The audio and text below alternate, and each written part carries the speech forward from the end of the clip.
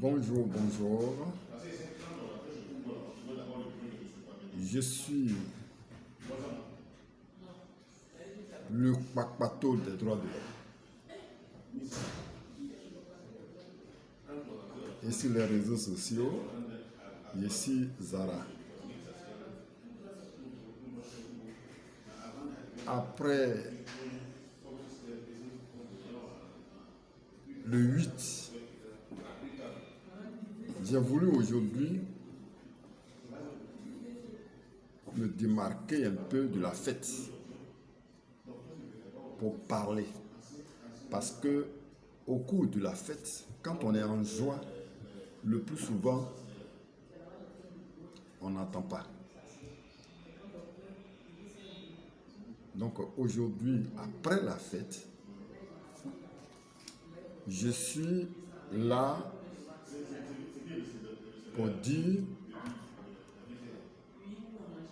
parler d'un certain nombre de sujets concernant les droits de l'homme. Mais avant toute chose, je voudrais encore féliciter ces femmes, les femmes qui luttent sur tous les fronts pour valoriser l'être humain et protéger les droits des êtres les plus faibles.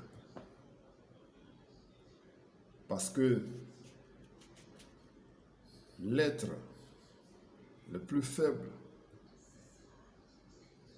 c'est d'abord la femme, après vient l'enfant. Et donc, je voudrais féliciter toutes les femmes qui luttent pour la protection des droits de la femme. Aujourd'hui, je vais intervenir sur 2 points bien précis. D'abord, le 8 mars 2022, donc avant-hier,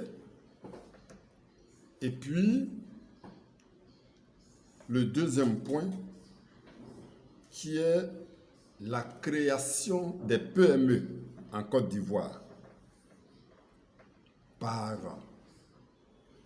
les Ivoiriens et Ivoiriennes. Quels sont les enjeux, quels sont les défis et quelles sont les perspectives? Sur le premier point,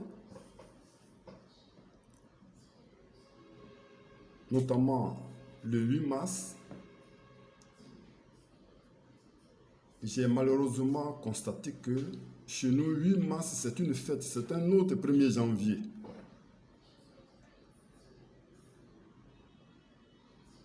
Ou bien c'est une cérémonie traditionnelle, ou bien une fête de génération, où on choisit un pain, on le coupe, et puis on mange, on boit, on danse. Non, il ne faut pas transformer cette fête-là. C'est une fête pour faire le point et revendiquer. Ce n'est pas une fête, ce n'est pas un 1er janvier. Alors, cette fête-là devrait véritablement mettre en exergue les femmes qui sont des leaders pour non seulement faire le point des acquis, mais souligner les points qui font encore défaut pour que la femme soit pleinement dans son état. Et donc, moi, je n'épouse pas cette façon de célébrer le 8 mars. Et donc, je voudrais donc insister sur quelques points. D'abord, pour les droits de la femme, on a insisté sur la femme autonome. Donc, il y a des structures qui déboursent de l'argent pour accompagner les femmes à créer des entreprises, à faire tout. Mais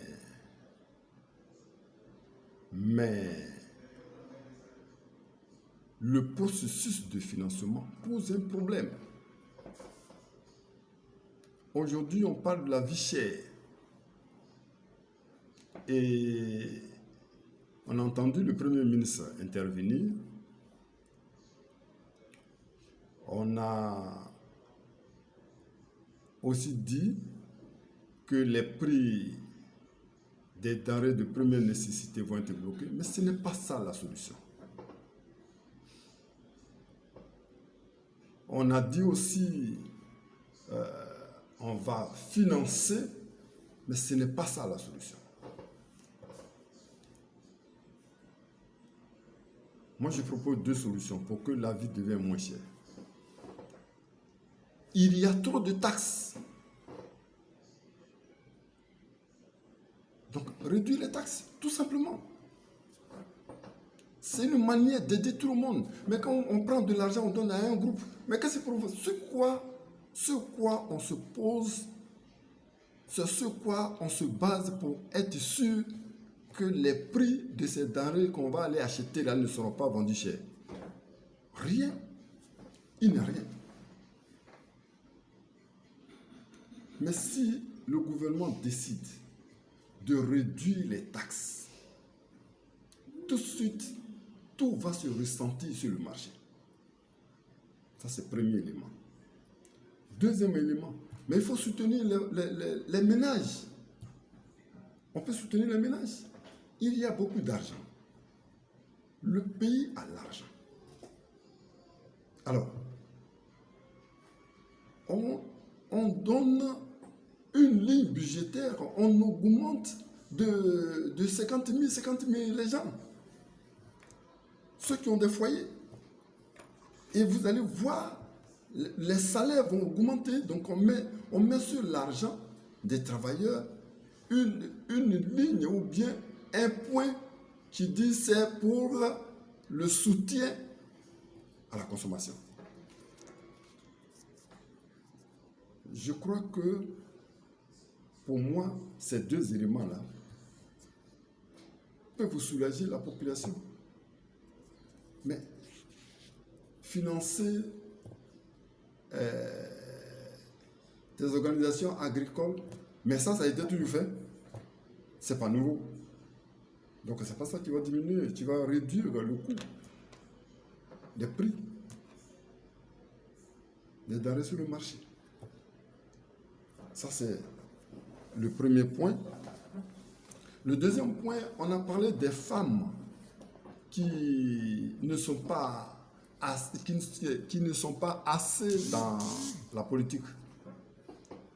Et pourtant, il y a une loi qui a fixé le taux à 30% à tous les partis politiques. Mais nous sommes tous conscients que la société ivoirienne reste encore ancrée dans la tradition, à tel point que dans d'autres traditions,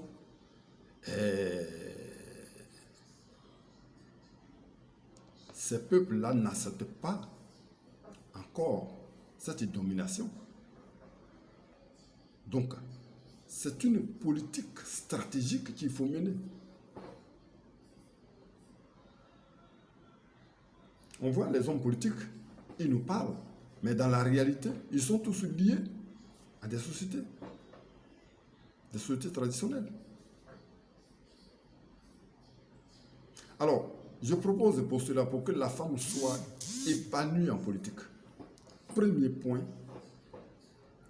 les 30% là, Ça doit être financé. Il doit y avoir une condition. Il faut des objectifs. Si la direction de votre parti, les femmes sont représentées à 30%, si les candidats de votre parti, les femmes sont représentées à 30%, voici ce qu'on va donner à votre parti.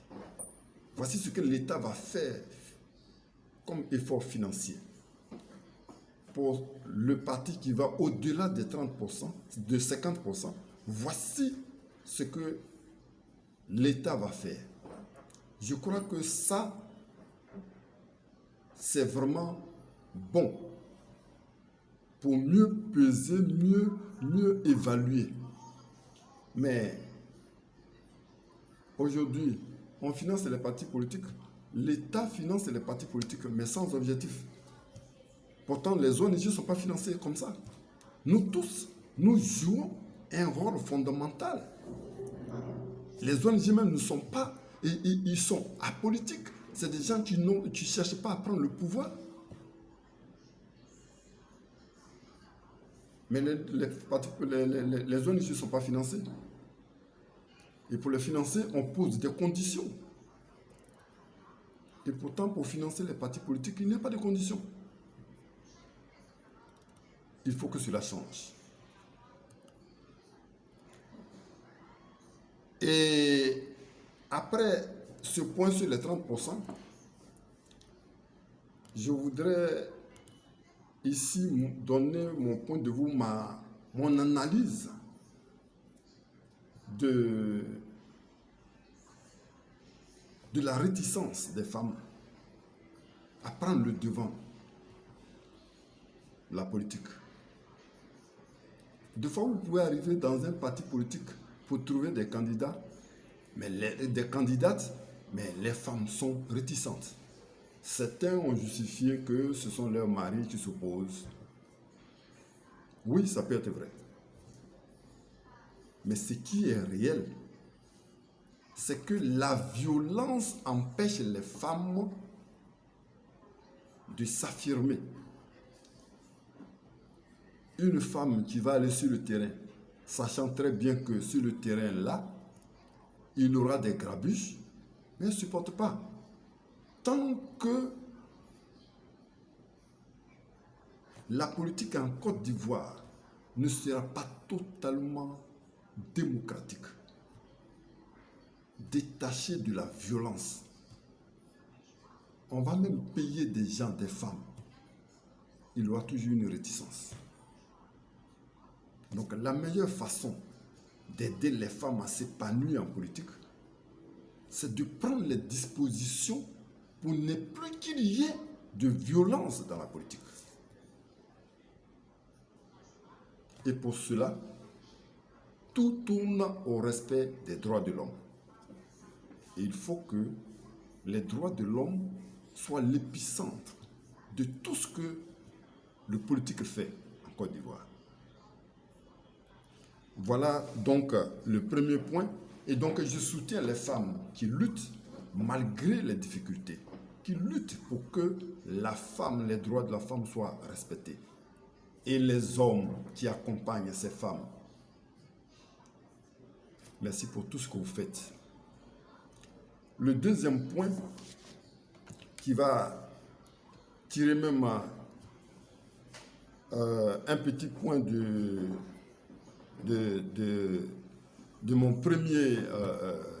ma première affirmation, la création de PME en Côte d'Ivoire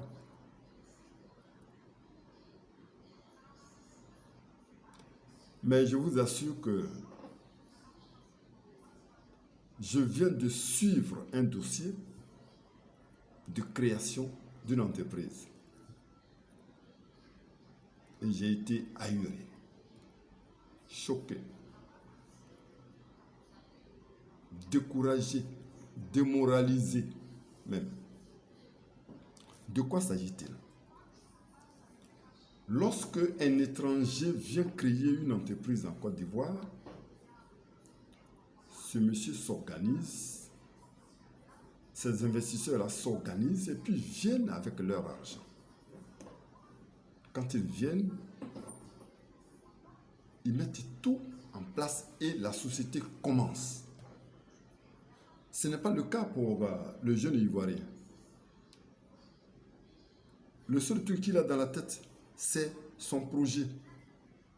Mais il n'a pas l'argent. Mais c'est son projet. Et pour réaliser son projet, on demande un certain nombre de documents. C'est normal. Un registre de commerce, on fait tout ce qu'il faut pour que une société soit véritablement fiable en Côte d'Ivoire. Ça, c'est normal. Mais le gros hic, c'est que un Ivoirien qui crée une entreprise et un étranger qui vient créer une entreprise en Côte d'Ivoire, on ne sait pas exactement quel est l'avantage, s'il vous plaît, quel est l'avantage de l'Ivoirien en tant qu'Ivoirien, c'est-à-dire j'ai une pièce d'identité ivoirienne. Quel est mon avantage en réalité?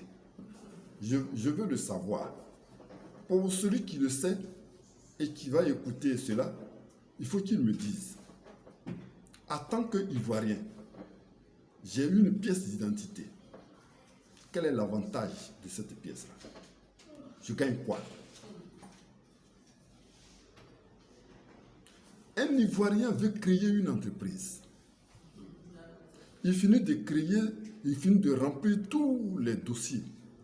Et il n'a même pas un délai pour dire, vous fonctionnez pendant 1 an, pendant une période même. Et puis, vous allez commencer à payer les impôts. Mais la société n'existe pas. Elle n'existe que sur papier. Et automatiquement, on lui fait tous les papiers, en tout cas toute la pression pour qu'il paye des impôts. Pour une société qui n'existe pas encore. Je vous assure, quand j'ai découvert ça, j'ai été complètement renversé. J'ai dit, mais je ne comprends pas. Comment est-ce possible? Comment est-ce possible? Et je me rends compte que toutes les sociétés, les milliers de sociétés qu'on compte, parce que les gens ont passé par le CEPICI, ce n'est pas réel. Ce n'est pas du réel. Aujourd'hui, les jeunes créent des start-up. Mais c'est quoi une start-up? C'est quoi? Hein? C'est quoi une start-up? Une start-up et quelqu'un qui crée une start-up et on considère que c'est une entreprise. Non, s'il vous plaît. Non.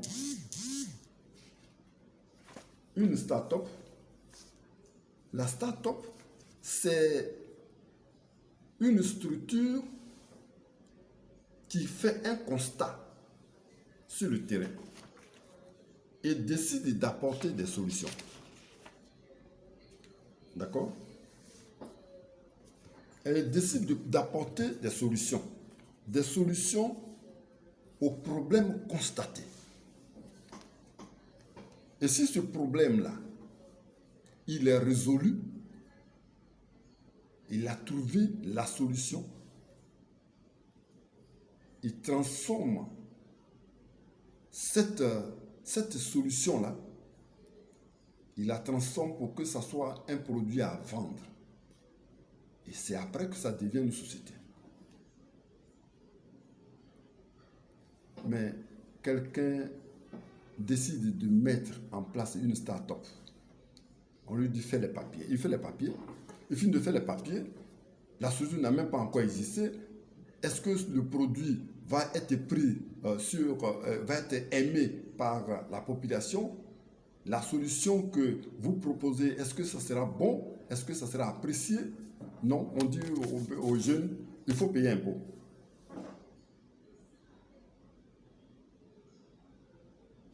Alors, moi, je voudrais interpeller le gouvernement, surtout le Premier ministre.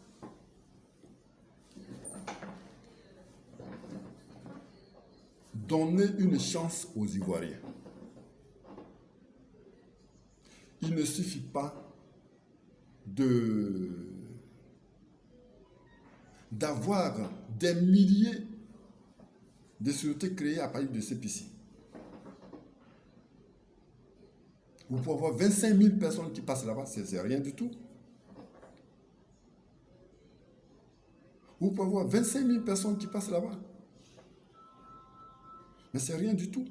Est-ce que ces 25 000 personnes-là, ces sociétés-là sont devenues des sociétés? Non. La plupart ferment. Pourtant, on les décompte toujours comme des sociétés créées. Je voudrais donc interpeller le Premier ministre et à travers lui, tout le gouvernement, donner un délai aux Ivoiriens pour montrer que c'est un Ivoirien qui crée une entreprise. Donner un délai.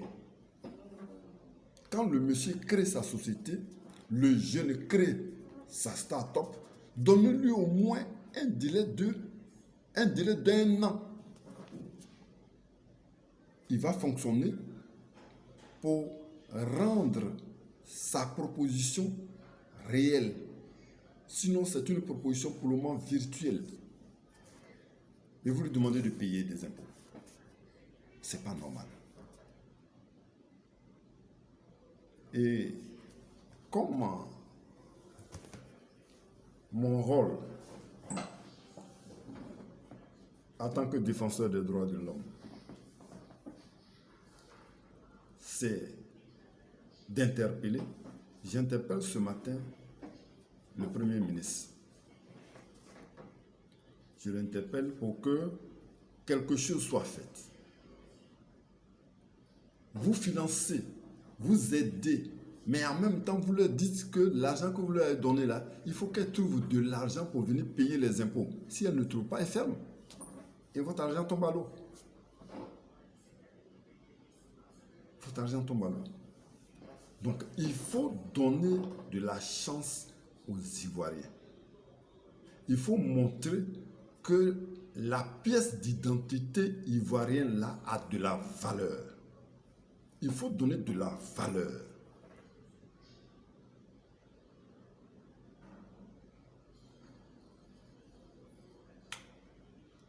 Et pour ne pas vraiment pour ne pas prendre tout le temps, comme on aura à parler encore et encore, aujourd'hui, je voudrais dire merci à tous ceux qui vont véritablement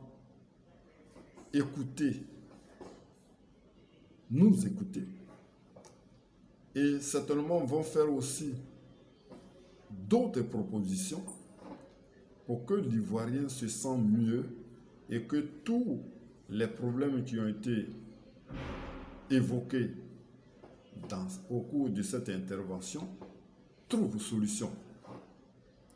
Que le Seigneur bénisse chacun d'entre nous.